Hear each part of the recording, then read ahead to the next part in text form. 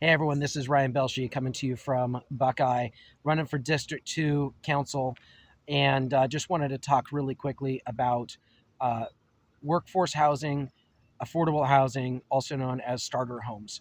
Um, the details matter here a lot, and we can't just kind of oversimplify it and say we're going to build cheap houses. We need to build cheap, efficient, good homes for people that they can afford at the jobs that we're bringing into Buckeye, which tend to be these transportation jobs. The other side of it is let's bring in better jobs, better paying jobs, so that after you buy this starter home, you'll be able to afford your next home.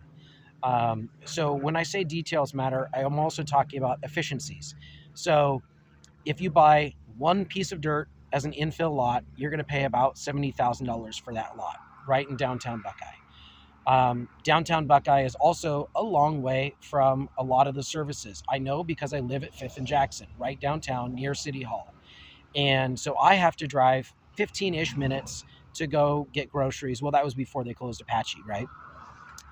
Um, so if I am not making a lot of money, and I'm sort of house poor as I've been in my past. Um, I'm not necessarily going to be a two-car household. I might have only one car for the both of us, and that means driving all the way up to groceries is less likely. Yes, we have IGA. I'm a big proponent of supporting local, so that's definitely a good option. Maybe not the best illustration, um, but anyway, we definitely want to put these homes near people's jobs so they can get there easily. We need to put it near resources and services so they can get to what they need and they want to do. We also need to look at the total cost of development. We need to look at the land cost, the land per unit cost. We need to look at the cost per unit, and there's things that can be done. Um, Housing and Urban Development held a meeting, a public meeting, downtown Buckeye. Everyone was invited, everyone was told about this. I promoted it on my page. And unfortunately, I was literally the only person in the room except for the presenters. No one else other than Andrea Marquez, which works for the city. It was great to see her and the presenters, but nobody else showed up.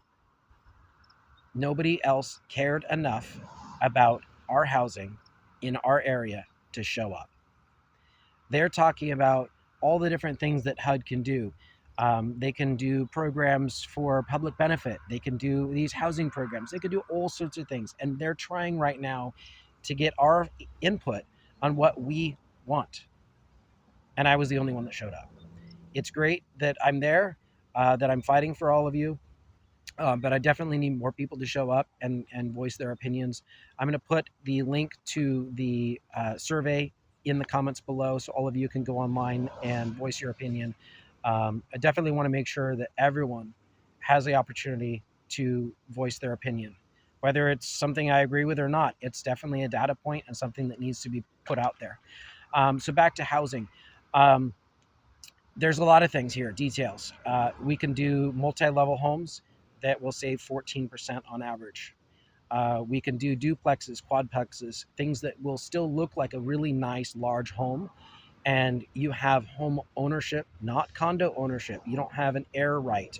You actually have ownership, dirt ownership, deeded ownership. These details matter a lot when it comes to resale. Another way that people have looked at doing low cost housing is just modular homes, manufactured homes.